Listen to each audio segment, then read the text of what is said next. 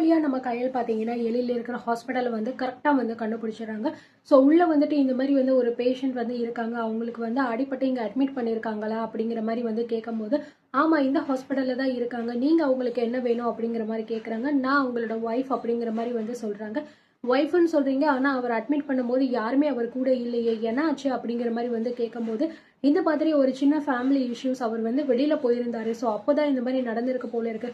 So அப்போலேருந்து நாங்கள் வந்து ட்ரை பண்ணிட்டு தான் இருக்கோம், அவரை தேடிக்கிட்டு தான் இருக்கோம், ஆனால் அவர் எங்கேயுமே கிடைக்கல. இப்போ தான் வந்து எனக்கு வந்து ஒரு குழு கிடச்சிச்சு. ஸோ அது மூலமாக தான் நான் தேடி வந்தேன், ஒவ்வொரு ஹாஸ்பிட்டலாக இங்கே இருக்கிறதா தெரிஞ்சிச்சு.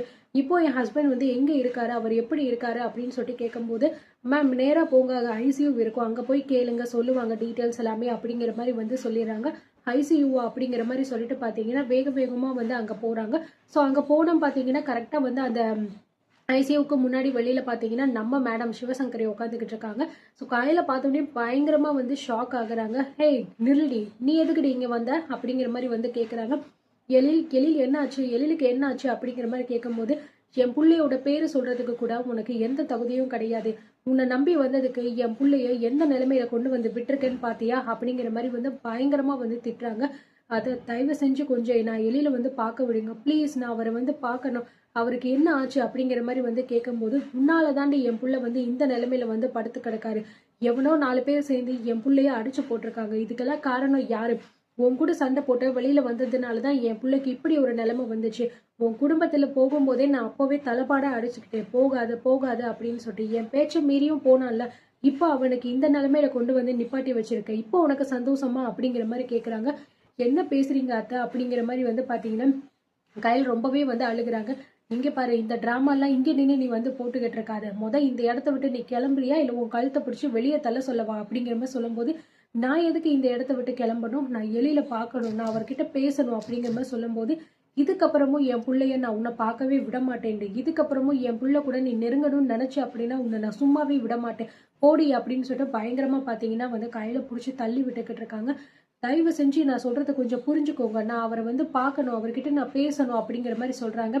நான் ஒழுங்கா சொல்லிக்கிட்டு இருக்கேன், நீ இப்பவே இந்த இடத்த விட்டு போயிடு, அப்படி போகல அப்படின்னா உனக்கு அவ்வளவுதான், மரியாதையே இல்லை அப்படிங்கிற மாதிரி 2 பேருமே சண்டை போட்டுக்கிட்டு இருக்காங்க.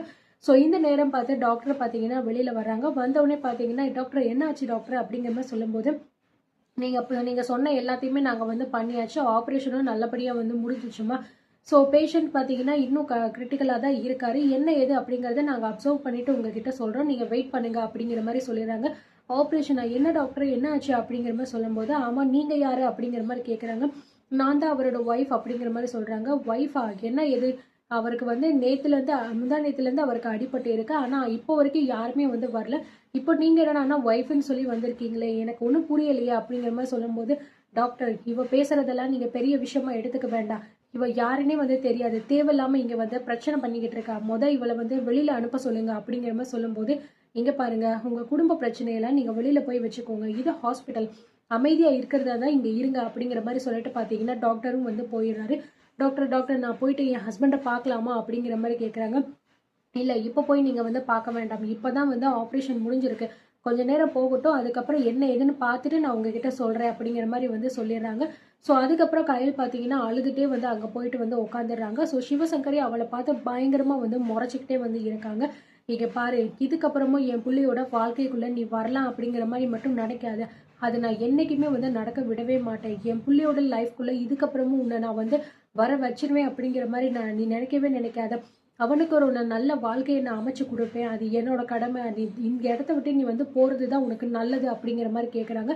ஸோ முடியாத அத்தை, என்னால் முடியவே முடியாது, அவன் என்னோட எழில், நான் அவனை வந்து என் கூட தான் கூட்டிட்டு போவேன், அவனை யாருக்காகவும் எதுக்காகவும் நான் விட்டுட்டு போகவே மாட்டேன் அப்படிங்கிற மாதிரி ரொம்பவே பிடிவாதமா பார்த்தீங்கன்னா இவளுமே வந்து உட்காந்துக்கிட்டு இருக்காங்க.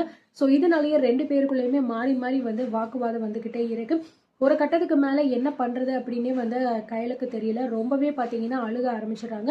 ஸோ இதுக்கு முன்னாடி இவங்க 2 பேரும் எப்படியெல்லாம் சேர்ந்து இருந்தாங்க, எந்த அளவுக்கு லவ் பண்ணாங்க, எல்லா விஷயத்தையுமே வந்து நினச்சி பார்த்துக்கிட்டு இருக்காங்க.